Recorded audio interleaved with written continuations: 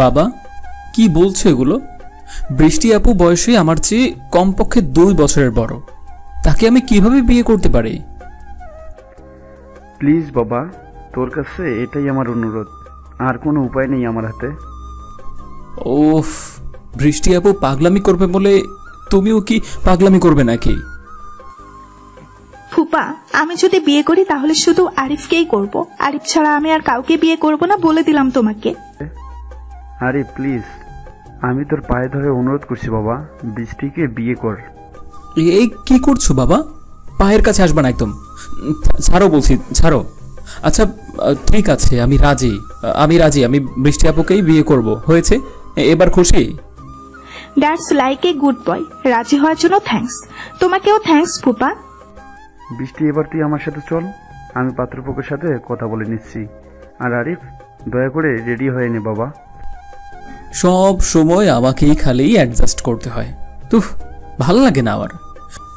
তারপর বাবা আর বৃষ্টি আপু চলে গেল। আমি আরিফ হাসান, আর বৃষ্টি আপু হচ্ছে আমার মামাতো বোন, যে কিনা আমার চেয়ে 2 বছরের বড়। ছোট থেকেই আমার ওপর জোর করে নিজের ইচ্ছাগুলোকে চাপিয়ে দিয়ে এসেছে। আর আমার বাবা মাও সব সময় বৃষ্টি আপুকেই সাপোর্ট করে, কারণ আমার কোনো বোন নেই। আর আজকে ওর জেদের জন্য আমায় ওকে বিয়ে করতে হবে। আল্লাহ, আর কত কিছু যে আমাকে সহ্য করতে হবে কে জানে। বিয়ের দিন রাতে জেদ ধরে বসে আছে, কারণ সে আমাকে ছাড়া আর কাউকে বিয়ে করবেই না। আমিও কোনোদিনও একবারে ওর কথা মানতে রাজি হয়নি, কিন্তু পরবর্তীতে ঠিকই মানতে হয়েছে। আজও তার ব্যতিক্রম কিছুই হলো না। আমি প্রথমে বিয়ের জন্য রাজি হইনি, কিন্তু বাবার অনুরোধে রাজি হতেই হলো। কি আর করব, এখন বৃষ্টি আপুকে আমার বিয়ে করতেই হবে। এটা ভেবেই রাগ উঠছে। জীবনে কোনোদিন এই মেয়ের উপর রাগ পর্যন্ত দেখাতে পারেনি। হুট করেই মাথায় একটা প্ল্যান চলে এলো।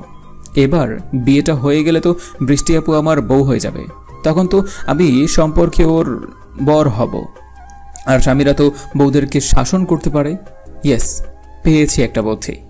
বিয়েটা হতে দাও বৃষ্টি আপু, তারপর তোমাকে বোঝাবো যে আমি কে। এসব ভেবে খুশি হয়ে গেলাম আমি। তারপর বিয়ের সাজে সেজে রেডি হয়ে নিলাম। খুশি মনেই বৃষ্টি আপুকে বিয়ে করে নিলাম। বৃষ্টি আপু সহ সবাই ভাবলো আমি এই বিয়েতে খুব খুশি। সত্যিই আমি খুব খুশি, কিন্তু এর কারণ হচ্ছে বিয়ের পর আমি ইচ্ছে মতো বৃষ্টি আপুকে শাসন করতে পারবো। বিয়েটা ভালোই হয়ে গেল। মামাদের বাড়ি থেকে আমাদের বাড়ি মাত্র কয়েক মিনিটের দূরত্ব। আর বিয়ে শেষে আমরা আমাদের বাসায় রওনা দিলাম। সব বিয়েতেই মেয়েরা বিদায়ের সময় কান্না করে, কিন্তু এই বৃষ্টি আপু এমন একটা মেয়ে যে বিদায়ের সময় একটুও কান্না করলো না। খালি মামা একটু কান্না করেছিল, আর কেউ না। যাই হোক, বাসায় এসে সবাই নর্মাল বিহেভ করছে, এমন একটা ভাব যেন এই বিয়েটা পূর্ব পরিকল্পিত। আমি শুধু সবার ব্যবহার দেখে অবাক হচ্ছি, কিছুই বলছি না কাউকে। অবশেষে সবাই আমাকে বাসর ঘরে ঢুকিয়ে দিল। আমি ভিতরে গিয়ে দেখলাম বৃষ্টি আপু সুন্দর একটা বউয়ের মতো বসে আছে। আমি কোনো কথা না বলে ওয়াশরুমে গিয়ে চেঞ্জ করে এলাম। চেঞ্জ করে কোলবালিশটা বিছানার মাঝখানে রেখে শুয়ে পড়লাম। বৃষ্টি আপু এটা দেখে বেশ রেগে গেল। রেগে মেগে কোলবালিশটা বিছানা থেকে ছুঁড়ে ফেলে দিয়ে আমাকে বলল, হোয়াট ইজ দিস আরিফ, শুয়ে পড়লি কেন? কোলবালিশটা ছুঁড়ে মারলে কেন? কোলবালিশের কথা বাদ দে, আমাকে বল তুই শুয়ে পড়ছিস কেন? শুয়ে পড়ব না তো কি, নাচবো আমি? আজকে রাতে কি তোর নাচার কথা? নাচার কথাই ছিল, কিন্তু এখন সারা জীবনের জন্য নাচা বন্ধ হয়ে গেছে। দেখ, তোর এসব প্যাচালের কথা শুনতে চাচ্ছি না আমি। চুপচাপ আমার কাছে আয়। ও হ্যালো, এক্সকিউজ মি। বাবার কথায় তোমাকে বিয়ে করতে বাধ্য হয়েছি, তাই বলে এই নয় যে এখন তোমার সাথে রোমান্টিক হয়ে বাসর করা শুরু করব। করবি না মানে? তোকে বাসর করতেই হবে। I deserve your cutely. No you don't. শুধু আমি কেন, তুমি দুনিয়ার কোনো ছেলের আদরই ডিজার্ভ করো না। দুনিয়ার অন্য কোনো ছেলের আদর আমার দরকারও নেই। আমি তোকে চাই মানে তোকেই চাই আমি। বলেই বৃষ্টি আমার দিকে এগিয়ে এসে ঝড়ের গতিতে আমার ঠোঁটে ঠোঁট বসিয়ে দিল। আমি এক ধাক্কা দিয়ে ওকে সরিয়ে দিয়ে একটা থাপ্পড় বসিয়ে দিলাম। তারপর ওকে বললাম, তুই আমাকে কোনো ব্যাপারে জোর করতে পারিস না, না এখন পারিস আর না কখনো পারবে। সারাটা জীবন আমার সব সিদ্ধান্ত তুই নিয়ে এসেছিস, এখন বিয়েটাও তোর জেদের জন্যই করতে হলো, কিন্তু আমার কাছ থেকে শারীরিক সুখ তুই কোনোদিনও পাবি না। আমি তোর বড় আরিফ, তুই আমাকে থাপ্পড় কিভাবে মারতে পারিস?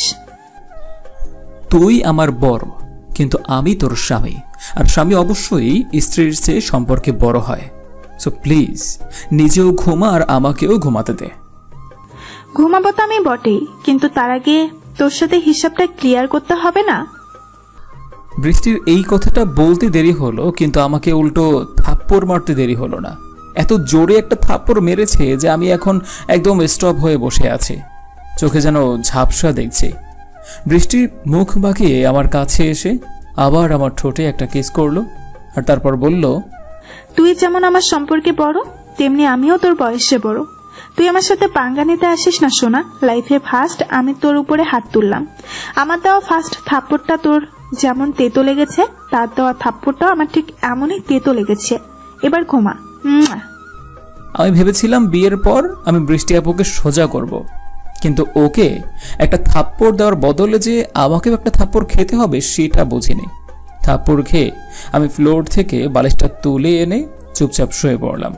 পরের দিন সকালে ঘুম থেকে উঠলাম বৃষ্টির ডাকে। এই যে নবাবজাদা, ওঠ বলছি, নাহলে লাথি মেরে বিছানা থেকে ফেলে দেবো বলে রাখলাম। এই কি সমস্যা? এখন কি আমাকে সকাল সকাল ঘুমাতেও দেবে না নাকি? হ্যাঁ, রাতে তো এক থাপ্পড় দিয়ে কানের পর্দা ছিঁড়ে ফেলেছ, এখন কি চোখের পাতাটাও তুলে নিতে চাও? আমি তোমাকে থাপ্পড় মেরে থাকলে তুমিও তো আমাকে খাতির করনি চান্দু, তাই বকবক করবি না। ওঠ আর গিয়ে গোসল করে আয়, নামাজ পড়বো আমরা। ও কাম অন, আমরা কোনো বাসর করিনি যে আমাদের গোসল করতে হবে। আর প্লিজ, আমি সকালে ফজরের নামাজ পড়ি না। পড়িস না মানে? এখন থেকে 5 ওয়াক্ত নামাজ না পড়লে ভাত খেতে দেব না আমি। আমাকে তো চিনিস না। আর আমরা যে বাসর করিনি এটা তো বাড়ি শুদ্ধ সবাইকে মাইকেন করে বলার কিছু নেই। সবার সামনে আমার সাথে একটা নর্মাল সুস্থ সুখী কাপল দেওয়ার মতো ব্যবহার করবি। এর হেরফের হলে তো কালকে এক ডোজ দিয়ে বুঝিয়ে দিয়েছি আমি কি জিনিস। আমি তোর কথা মানতে ইচ্ছুক না। আমি উঠবো না, উঠবো না, উঠবো না। কি করবি করে নে তুই। এই জন্যই বলে বড়দের মুখে মুখে তর্ক করতে নেই। খেয়াল করে দেখ, তুই আমার সাথে তর্ক করার এই জন্য ঠিক বিছানা থেকে নেমে এসেছিস, আর এই মুহূর্তে ওয়াশরুমের সামনে দাঁড়িয়ে আছিস। আমি একটা লাথি দিলেই তুই ওয়াশরুমে ঢুকে যাবি। তুই আমাকে লাথি দিলে কি এখন আমি তোকে ছেড়ে দেবো ভেবেছিস? আমিও তোকে পাল্টা লাথি দেব, মনে রাখ। কথাটা শেষ করার আগেই বৃষ্টি আমাকে লাথি মেরে ওয়াশরুমের ফ্লোরে ফেলে দিল। আমি পড়ে গিয়ে বেশ ব্যথা পেলাম। বৃষ্টি আমাকে বলল, যে ছেলে একটা মেয়ের লাথি খেয়ে এতটা ব্যথা পেতে পারে, সেই ছেলে যে আমাকে কেমন পাল্টা লাথি দেবে তা জানা আছে আমার। এখন গোসল কর। আমি মোটেই ব্যথা পাইনি। আমি যথেষ্ট স্ট্রং একটা ছেলে। 1 মাস আগে জিমে জয়েন করেছি, আর তোর এই সামান্য মারে আমি ব্যথা পাবো? সর এখান থেকে, আমি দরজা লাগাবো। কেন? আমার সামনে গোসল করতে লজ্জা লাগবে নাকি? দরজা লাগিয়ে ব্যথায় কান্না করবি তাই আমাকে সরিয়ে দিতে চাচ্ছিস? আমি কান্না করব? আমি? হ্যাঁ, দেখ তুই কি করি আমি। তারপর আমি বৃষ্টির সামনেই গোসল করলাম। ভেতরে ভেতরে ঠিকই হাত আর পিঠে ব্যথা পাচ্ছে, কিন্তু এটা তো বৃষ্টিকে বুঝতে দেওয়া যাবে না, তাহলে আমার ইজ্জতের ফালুদা হয়ে যাবে। আর গোসল শেষ হলে আমি বললাম, এবার কি কাপড়টাও তোর সামনেই পরবো? কেন পরবি না? তুই কি মেয়ে নাকি যে কারো সামনে কাপড় পরতে পারবি না? এই নে লুঙ্গি, আর সামনে চেঞ্জ কর। আর হ্যাঁ, সবার সামনে আমাকে তুই তুকানি করলে ঘরে এসে জন্মের পর থেকে এই পর্যন্ত তোর যতগুলো দাঁত হয়েছে সব ভেঙে দেব। যত সব। আমার কাপড় পাল্টানো শেষ, সর, আমি রুমে যাব। চুপচাপ উঁচু কর। অতঃপর আমাকে উজু করতেই হলো। তারপর বৃষ্টি গিয়ে উজু করে আসলো। আমি আর বৃষ্টি একসাথে নামাজ পড়ে নিলাম। মোনাজাতে বসেই এটাই চাইতে যাচ্ছিলাম যেন বৃষ্টি আমার জীবন থেকে দূরে চলে যায়। কিন্তু পরবর্তী যখন বৃষ্টির সদ্য উজু করে আসা স্নিগ্ধ মুখটার দিকে তাকালাম আর ওকে নামাজ পড়া অবস্থায় দেখতে পেলাম, তখন ভাবলাম বৃষ্টি তো সেই মেয়ে যার জন্য আমি এতদিন ফজরের নামাজ পড়ছি, আর তাই ও আমার থেকে দূরে যাক এটা আমি কখনোই চাই না। ও সারা জীবন আমারই থাকুক, আমি যেন সারা জীবন ওর সাথে এভাবেই ঝগড়া করে কাটিয়ে দিতে পারি। আর একটু বেলা হতেই আমি আর বৃষ্টি ড্রয়িং রুমে গেলাম সবার সাথে বসে চা খেতে। সবাই বসে আড্ডা দিতে দিতে চা খেলাম। পরের দিন আমাদের মামার বাড়ি মানে আমার শ্বশুর বাড়ি যাওয়ার কথা ছিল, কিন্তু আমি যেহেতু অফিস থেকে ছুটি নিতে পারিনি তাই আগে গেলাম অফিসে। গিয়ে স্যারকে বুঝিয়ে বলে 4 দিনের ছুটি নিলাম। বাসায় আসতেই বাবা আমাকে এক দফা বকাঝকা করে দিল। মা তো রাগে আমার সাথে কথাই বলল না। কিছুক্ষণ মাকে তেল মাখিয়ে কথা বলার পর জানতে পারলাম যে আমি যে সকালে কাউকে বলে বের হইনি, তাই সবাই ভেবেছে আমি আমার শ্বশুর বাড়ি যেতে চাই না বলে এরকম করে বাসা থেকে বের হয়ে গিয়েছি। বৃষ্টির নাকি অনেক রেগে গিয়েছে, তাই আমাকে আগে বৃষ্টির কাছে যেতে বলল মা। আমি সবাইকে সবটা বুঝিয়ে ঘরে গেলাম বৃষ্টিকে ব্যাপারটা খুলে বলতে, কিন্তু কিছু বলার আগেই বৃষ্টি আমার ওপর হামলা চালালো। রুমের যত বালিশ আছে ওর গোছানো শাড়ি সব আমার গায়ে ছুঁড়ে মারতে লাগলো। আমি শুধু আড়াল হয়ে নিজেকে বাঁচাচ্ছিলাম। একসময় আর না পেরে বৃষ্টিকে শান্ত করার জন্য ওর দিকে ধেয়ে গেলাম আর ওর 2 হাত শক্ত করে ধরে ফেললাম। কিন্তু বৃষ্টি এতই ছটফট করছিল যে আমি ওকে নিয়ে সোজা বিছানার ওপর পড়ে গেলাম, কিন্তু ওর ছটফটানি এখনো কমেনি। আমি বললাম, বৃষ্টি বৃষ্টি বৃষ্টি প্লিজ আমার কথা শোনো প্লিজ। আমাদের বিয়েটা তো আনফর্চুনেটলি হয়ে গিয়েছে, তাই না? কোইন্সিডেন্ট ছিল এটা, আর এর জন্য আমি অফিস থেকে ছুটি নেইনি, তাই না? এমনিতেই কালকের দিনটা মিস গিয়েছে, আবার মামার বাড়িতে গেলে সেখানে 2 থেকে 3 দিন খরচ হবে, তাই স্যারের সাথে কথাটা বলা জরুরি ছিল, তাই আমি বের হয়েছিলাম। হারামজাদা, আমাকে কি তুই বলে যেতে পারলি না? আমাকে বলার প্রয়োজন মনে হয় না তোর, তাই না? আরে তখন তুই ঘুমাচ্ছিলি বলদ, তোকে কিভাবে বলতাম আমি? হয় তুমি করে বল, নয়তো তুই করে বল, একসাথে দুটোই বলবি না। উফ, আমি তুই করেই বলবো। একদম চুপ, দাঁত ভেঙে দেবো শালা, সবসময় আমাকে তুমি বলে ডাকবি। তাহলে তুই যে আমাকে তুই দুকারে করিস, তার বেলায় কি রে? আমি তো তোর বয়সে বড়, আর আমি ছোট থেকেই তোকে তুই বলেই ডেকেছি, এখন পাল্টানো সম্ভব না। এটা বিয়ে করার আগে মনে ছিল না যে তুই আমার থেকে সিনিয়র? তুই যদি বয়সে বড় হোস তাহলে আমিও সম্পর্কে বড়। তুই আমাকে যা বলে ডাকবি আমিও তাই বলেই ডাকবো, এটাই ফাইনাল। ওফ, তুই একটা বিরক্তকর ছেলে। ঠিক আছে যা, এখন থেকে তুই করেই বলবো। কি কি বললি? আরেকবার বলতো। এখন থেকে তোমায় তুমি করেই বলবো জামাই। এবার প্লিজ আমার উপর থেকে উঠো, আমার মনে হচ্ছে তুমি আমাকে কিস করতে এসেছো। ছি ছি, তোকে ধুর, তোমাকে কে কিস করবে? আমি উঠে যাচ্ছি। আমি উঠতে গেলাম তখনই বৃষ্টির গলার চেইনের সাথে আমার শার্টের বোতামটা ফেসে গেল। আমি সেই বোতামটা ছাড়াতে ব্যস্ত ছিলাম। তখন বৃষ্টি ওর মাথাটা একটু এগিয়ে এনে আমার ঠোঁটে একটা কিস করে দিল। এবার আমি আর সেদিনের রাতের মতো করলাম না, ওর কিস করার পুরোপুরি ফিলিংসটা নিতে লাগলাম। কিন্তু একটু পরেই হুশ ফিরে আসতেই আমি শার্টের বোতামটা ছাড়িয়ে নিয়ে উঠে গেলাম আর বৃষ্টিকে বললাম, সরি, এটা ভুলবশত হয়ে গিয়েছে, কাপড়গুলো আবার গুছিয়ে নাও, আমরা আধা ঘন্টার মধ্যেই রওনা দেব। সরি বলতে হবে না, আমি কাপড় গুছিয়ে নিচ্ছি। আমি আর ওখানে দাঁড়ালাম না, এই রোদের মধ্যে চলে গেলাম ছাদে। গিয়ে বৃষ্টির ব্যাপারটা ভাবতে লাগলাম।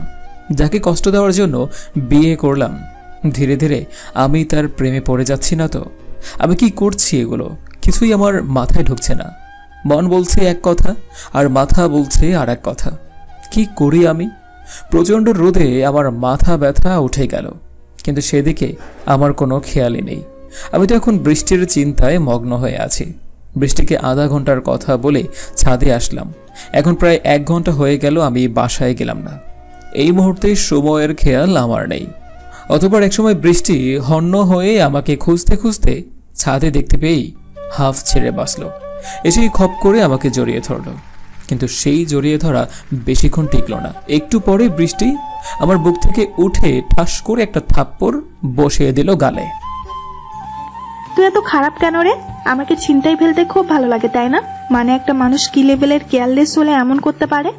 আধা ঘন্টার কথা বলে 1 ঘন্টার পরেও বাসায় ফেলে না। বাসায় যে বউটা চিন্তা করবে তাও একটাবার ভাবে না। মন চাচ্ছে তোকে আরো কয়েকটা থাপ্পড় বসিয়ে দিই আমি, কিন্তু না, যেটা বসিয়েছি সেটা এত জোরে বসিয়েছি যে নিজের হাতটাই ব্যথা করছে। 1 ঘন্টা যাবৎ কেউ এভাবে রোদে দাঁড়িয়ে থাকে? মাথা ব্যথা, জ্বর, সর্দি, কাশি সব হয়ে যাবে এমন রোদে দাঁড়িয়ে থাকলে। এভাবেই আরো অনেক কথা বলতে লাগলো বৃষ্টি।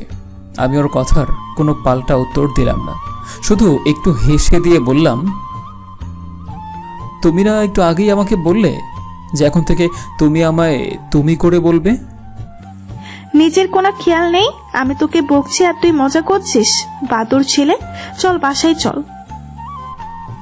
এমন সময় আমার এমন প্রশ্ন শুনে বৃষ্টি খানিকটা মিষ্টি রাগ করে বকাবকির মাঝেই এমন করে বলল আমায়। তারপর আমার হাত ধরে টানতে টানতে নিয়ে গেল বাসায়। এই রোদের মধ্যে বের না হয়ে একদম রোদ কমলে তারপর আমরা একসাথে আমার মামার বাসায় গেলাম। বাসায় এমন দেরি করার জন্য আমাদের মামার বাসায় আসতে অনেকটাই দেরি হয়ে গেল। পৌঁছাতে পৌঁছাতে একদম সন্ধ্যা হয়ে গেল। গিয়ে মামা মামাদের সাথে কথা বলে গেলাম আমাদের রুমে। আমার খুব মাথা ব্যথা করছিল, তাই আমি খেয়ে এশার নামাজটা পড়েই শুয়ে পড়লাম। সকালে বৃষ্টি আমাকে ঘুম থেকে ডেকে তুলছিল নামাজ পড়ার জন্য, কিন্তু আমি সাড়া দেওয়ার অবস্থায় ছিলামই না। তাই বৃষ্টি আমাকে অনবরত ডাকতেই লাগলো, এই যে হ্যালো মিস্টার, উঠছো না কেন? ওঠো জলদি, নামাজের বেশি সময় নেই তো, তাড়াতাড়ি ওঠো। কিন্তু তখনও আমি সাড়া না দেওয়ায় বৃষ্টি আমার গায়ে হাত দিয়ে আমাকে ডাকতে গিয়েই এক ঝটকায় নিজের হাতটা সরিয়ে নিল। কিন্তু আবার 1 সেকেন্ডের মাথায় আমার গালে, কপালে, গলায় হাত দিয়ে বলতে লাগলো, এই মা, তোমার তো অনেক জ্বর দেখছি। ইস, কালকে এরকম ভাবে রোদের মধ্যে দাঁড়িয়ে থাকার জন্যই এমন জ্বরটা হয়েছে। এখন আমি কি করি? হায় আল্লাহ, গা তো পুড়ে যাচ্ছে। তুমি একটু অপেক্ষা করো, আমি তোমার কপালে জলপট্টি দিয়ে দেই। তারপর বৃষ্টি আমার কপালে জলপট্টি দিয়ে দিল। আর তারপর যখন দেখলো আর বেশি সময় নেই নামাজের, তখন আমার কপালে জলবাটিটা রেখেই নামাজ পড়ে নিল। তারপর আবার আমার কাছে এসে বিভিন্ন রকম দোয়া পড়ে আমার গায়ে ফু দিতে লাগলো। আয়াতুল কুরসিটা জোরে জোরে পড়েই আমার গায়ে ফু দিয়ে দিল। ওই মুহূর্তে নিজেকে অনেক লাকি মনে হচ্ছিল, কারণ আমি কখনো ভাবিনি যে আমি লাইফ পার্টনার হিসেবে এমন একজনকে পাবো যে কিনা আয়াতুল কুরসি পড়ে নিজের আগে আমার গায়ে ফু দেবে। আলহামদুলিল্লাহ, আমি কপাল করে একটা বউ পেয়েছি। পুরো সকাল জুড়ে আমার সেবা করলো বৃষ্টি। সকাল 10টার দিকে আমার জ্বর কিছুটা কমলো। বৃষ্টি ওদের ফ্যামিলি ডক্টরকে কল করলো। উনি এসে আমাকে কিছু ওষুধ লিখে দিয়ে গেলেন। তারপর মামা সেই ওষুধগুলো এনে দিল। এই জ্বর আমার পুরো 3 দিন ছিল। এই 3 দিন বৃষ্টি একটা পলকের জন্য আমার কাছ থেকে দূরে যায়নি, খুব সেবা করেছে আমার। 4 নম্বর দিনে সকালবেলা আমার ঘুম ভাঙলো একদম 9টার দিকে। উঠে দেখি বৃষ্টির নামাজের হিজাবটা গায়ে জড়িয়েই আমার বুকের ওপর শুয়ে আছে। আমি আমার গায়ে হাত দিয়ে দেখলাম এখন জ্বরটা নেই, শরীরটা অনেক পাতলা লাগছে। বৃষ্টির কপালে একটা চুমু দিয়ে দিলাম আমি। তারপর আস্তে আস্তে ওকে বালিশে রেখে নিজেও ওয়াশরুমে গোসল করতে চলে গেলাম। কতদিন যাবত নিজের ইচ্ছে মতো একটু গোসল করতে পারছিলাম না, তাই আজকে ঘুম থেকে উঠেই গোসল করে নিলাম। বৃষ্টি উঠে দেখলো আমি ওর পাশে নেই। ওয়াশরুম থেকে পানির আওয়াজ পেয়ে আমাকে বলল, এই যে মহারাজ, আমাকে ডাক দিলেই তো হতো, আমি নিয়ে যেতাম। এত ঢং করে একা একা যাওয়ার কি ছিল? এখন ওয়াশরুমে অজ্ঞান হয়ে পড়ে থাকলে আমার কোনো দোষ নেই। আরে চিন্তা করো না, আমার জ্বরটা আর নেই, আর তাই তো উঠে গোসল করতে এলাম। আলহামদুলিল্লাহ, তাহলে গোসল করে বাইরে এসো, আমি চা আনছি। চা না, 1 কাপ কফি নিয়ে এসো। জো হুকুম মহারাজ। আমি বৃষ্টির এমন উত্তর শুনে হেসে দিলাম। তারপর গোসলটা করে বাইরে এসে টাওয়াল দিয়ে চুল মুছতে লাগলাম। এরপর বৃষ্টি কফি নিয়ে এলো, আমি কফি খেয়ে নিলাম। আর কিছুদিন পর আবার এক কলিগ তার বার্থডে পার্টিতে আমাকে আর আমার ওয়াইফকে ইনভাইট করলো। বাসায় এসে এটা বৃষ্টিকে বললাম। বৃষ্টিও যেতে চাইলো সেখানে। যাওয়ার আগে বৃষ্টির শাড়ি পরার সময় হঠাৎ আমাকে বলল, এই একটু আমার শাড়ির কুচিটা ধরো না গো। আগে নিজের পেট ঢাকো, নয়তো আমি পারবো না। আল্লাহ, কি একটা অবস্থা! লোকে বউয়ের পেট দেখার আশায় থাকে, আর ও বলে পেট ঢেকে রাখতে। আমিও আশায় থাকবো, সময় হোক। এই এই ও মাগো, তুমি আসবে আমার কাছে? তোমার আশায় থাকতে থাকতে আমার গোলাপ শুকিয়ে গাঞ্জা হয়ে যাবে, তাও তুমি আমার কাছে আসবে না। কি বললে? কি বললে? কিছু না, কুচিটা ধরো তুমি। জামাইকে থাপ্পড় মারতে পারে, বিয়ের আসরে পাত্রকে বিয়ে করবে না বলতে পারে, নিজের ফুপার কাছে বলতে পারে যে সে আমাকে বিয়ে করতে চায়, কিন্তু এদিকে নিজের সারের কুচিটাই ধরতে পারে না। কি আর করবো বলো? সেই পাত্রকে তো আর বলতে পারবো না যে আমার কুচিটা ধরে দাও, বা আমার ফুপাকেও বলতে পারবো না কুচিটা ধরার কথা। ওটা না জামাইদেরকেই করতে হয়, তাই তোমাকেই বললাম। এত কথা বলতে হবে না, এই যে হয়ে গেছে, এবার একটু তাড়াতাড়ি করো, আমাদের যেতে হবে। রেডি। এবার বলো তো আমাকে কেমন লাগছে? ভালো, তবে খুব ভালো না। তুমি জানো যে কখন তোমাকে দেখতে খুব ভালো লাগে? না তো, জানি না, তুমি বলো। যখন সকালবেলা ফজরের নামাজ পড়ার জন্য তুমি উজু করে আসো তখন। আসলে উজুর পানেই মেয়েদের সবচেয়ে বড় মেকআপ। তাই? খুব ভালোবাসো আমাকে? খুব ভালোবাসি। এই না, কিসের ভালোবাসা? হ্যাঁ, চলো জলদি চলো, দেরি হয়ে যাচ্ছে আমাদের। ভুল করে ভালোবাসার কথা বলে ফেলেছি। হন্তদন্ত হয়ে ওখান থেকে বেরিয়েই নিজের মাথায় নিজে একটা ঠাট্টা মারলাম। আর ওদিকে বৃষ্টি এই কথা শুনেই হেসে দিল। তারপর আমরা সেই পার্টিতে গেলাম। পার্টিতে আমার অন্যান্য কলিগরাও ছিল। সবার সাথে বৃষ্টির পরিচয় করিয়ে দিলাম। রাতে পার্টি থেকে ফিরে আমি গেলাম গোসল করতে। আমি বেরোনোর পর বৃষ্টি গেল গোসল করতে। আমি বসে বসে মোবাইল চালাচ্ছিলাম, তখনই হঠাৎ বৃষ্টি আমার সামনে এসে দাঁড়ালো। ওকে এখন এত স্নিগ্ধ লাগছে যা বলার বাইরে। আমি এক দৃষ্টিতে ওর দিকে তাকিয়েছিলাম। হুট করেই বৃষ্টি আমাকে কিস করে দিল। আজকে আর আমি আমাদের মধ্যে কোনো বাধা রাখলাম না। কোলবালিশটা নিচে ফেলে দিয়ে বৃষ্টিকে বিছানায় শুইয়ে দিলাম। তারপর ওকে অনবরত কিস করতে লাগলাম। ওর ঠোঁটের তিলটাতে অনেকগুলো কিস করলাম, ওর শরীরের তিলগুলোতে অনেকগুলো কিস করতে লাগলাম, আর কেউ কাউকে ছাড়তেই লাগলাম না। তারপর আমরা একে অপরকে কিস করতে লাগলাম, আর আস্তে আস্তে আমরা হারিয়ে গেলাম ভালোবাসার রাজ্যে। এভাবেই না হয় চলতে থাকুক আমাদের ভালোবাসার গল্প। এমনই সব ভালোবাসার গল্প পেতে আমাদের চ্যানেলটি এখনই সাবস্ক্রাইব করুন এবং লাইক কমেন্ট করে আমাদের চ্যানেলের সাথেই থাকুন। এতক্ষণ পর্যন্ত আমাদের সাথে থাকার জন্য অসংখ্য ধন্যবাদ।